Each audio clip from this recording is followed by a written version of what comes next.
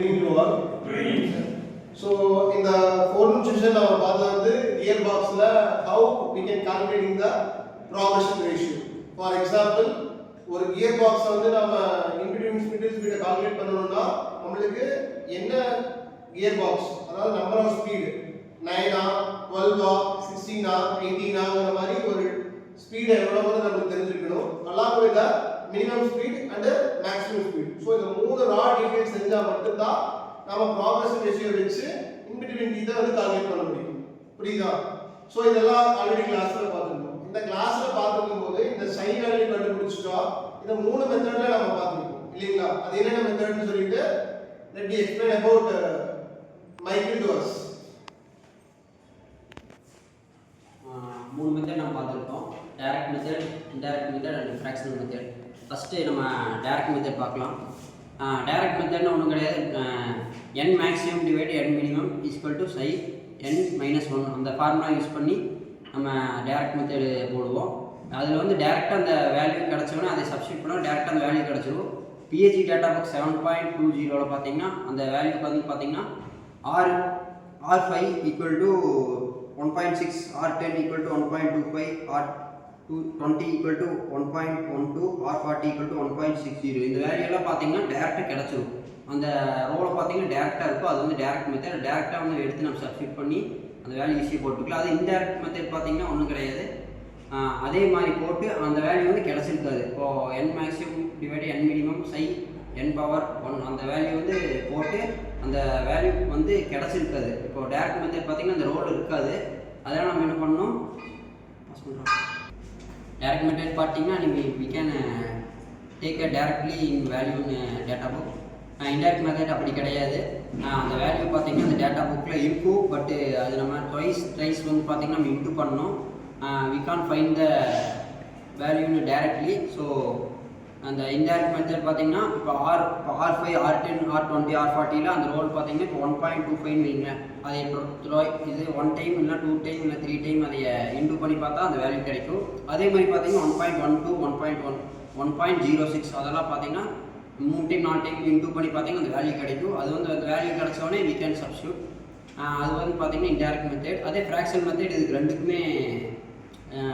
ரெண்டுக்குமே சேம் ஆகாது. Fraction method பார்த்தீங்கன்னா n வேல்யூ கொடுத்துருப்பாங்க, n மினிமம் கொடுத்துருப்பாங்க. அந்த n வேல்யூ வச்சு பார்த்தீங்கன்னா n வேல்யூ கிடச்சி கொடுத்துருப்பாங்க, மினிமம் வேல்யூ கொடுத்துருப்பாங்க. ரெண்டு பார்த்தீங்கன்னா psi வேல்யூ டேரெக்டாக கொடுத்துருப்பாங்க. n-ஐயும் psi-யும் இன்டூ பண்ணி பார்த்தீங்கன்னா அந்த வேல்யூ கிடைக்கும். அதாவது நம்ம n-ஐயும் இதையும் இன்டூ பண்ணிகிட்டே வரணும். இன்டூ பண்ணிகிட்டே வந்தீங்கன்னா இப்போ n ஸ்பீடு 12 ஸ்பீட் கீர் பாக்ஸ்னால் இப்போ 12 வந்து n12 வந்து அந்த வேல்யூ கிடைக்கும். இது வந்து fraction method. Thank you. Okay, thank you Michael. So Michael சொன்னது என்னன்னா டேரெக்டாக இப்போ நம்ம ஒரு ஃபார்முலாவில் போட்டு நம்ம ஒரு வேல்யூ கண்டுபிடிப்போம் இல்லையா, அந்த வேல்யூ வந்து டேரெக்டாக டேட்டா புக்கில் மேட்ச் ஆயிருந்துச்சுன்னா that is called as direct method. So நம்ம என்ன பண்ணுவோம், அடுத்த வேல்யூவை அப்படியே எடுத்துப்போம். இப்போ நம்ம கண்டுபிடிச்ச value for example psi is equal to 1.3 இருக்கு.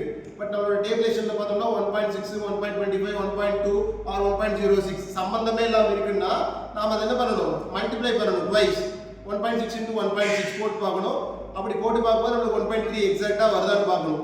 அப்படி அந்த 4 பேராமீட்டரில் எந்த பேராமீட்டர் வந்து அது கூட மேட்ச் ஆகுதோ அது எவ்வளோ ஸ்டெப்ஸ் கட்டி அந்த இது கண்டுபிடிக்கிறதுன்னு பார்த்துட்டு அந்தந்த வேல்யூவை விட்டு தான் அடுத்த வேல்யூ நம்ம எடுக்கணும். ஸோ இதுதான் வந்து டைரக்ட் மெத்தடுக்கு இன்டைரக்ட் மெத்தடுக்கு உள்ள டிஃப்ரென்ஸு. இந்த ரெண்டு மெத்தட் இல்லாமல் லாஸ்ட் மெத்தட் சொன்னது வந்து ஃப்ராக்ஷனல் மெத்தட். இது வந்து என்னென்னா ரெண்டுக்குமே செட்டாக இருக்காது. ஸோ டேரெக்டாக n மினிமம் வேல்யூ கூட நம்ம கண்டுபிடிச்ச psi-யோட வேல்யூவை மல்டிப்ளை பண்ணிகிட்டே வரணும். அதுக்கு பேர் தான் வந்து ஃப்ராக்ஷனல் மெத்தட். நெக்ஸ்ட் இது இல்லாமல் வேறு என்னென்ன பார்த்துருக்கோம்? எனிவன்? சஞ்சய். ஸோ இந்த n ஸ்பீட், அதாவது இப்போ 12 ஸ்பீட் கியர் பாக்ஸ்னால் நம்ம n12 வரைக்கும் கண்டுபிடிச்சிருப்போம். அது கண்டுபிடிச்சதுக்கப்புறமா ரே டயக்ராம் ட்ரா பண்ணுவோம். ரே டயக்ராம் எதுக்காகனா அந்த ஸ்பீட் கேல்குலேஷன்ஸ்க்காக, அதாவது இன்புட்லேருந்து ஸ்பீட் அவுட்புட் இன்க்ரீஸ் ஆகுதா டிக்ரீஸ் ஆகுதான்னு மெஷர் பண்ணுறதுக்காக ரே டயக்ராம் ட்ரா பண்ணுவோம். ரே டயக்ராமில் வந்துட்டு 12 இருந்துச்சுன்னா மேபி மோர் தென் 10 ஸ்பீடு வந்துச்சு அப்படின்னா அதில் வந்துட்டு 3 ஸ்டேஜஸ் ஆஃப் ரே டயக்ராம் வரும். அதுவே மினிமம் ஆஃப் 10 வந்துச்சு அப்படின்னா 2 stages of ray diagram draw பண்ணுவோம்.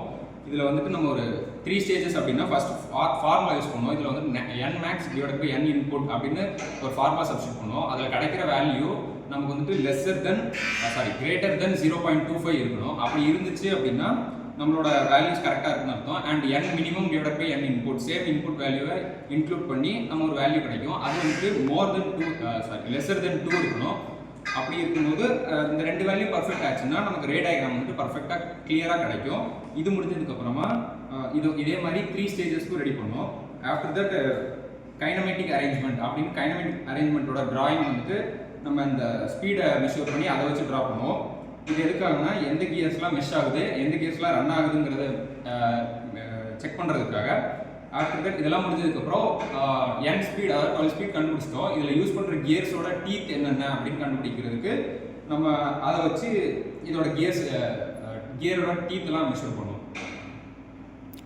தேங்க்யூ. ஸோ இது 4th யூனிட்ல ஃபுல்லாகவே பார்த்தீங்கன்னா கியர் பாக்ஸ் டீல் பண்ணுறது தான். ஸோ அதில் வந்து ரீகேப் அண்ட் சம்மரிஸ் நம்ம பார்த்துட்டோம்.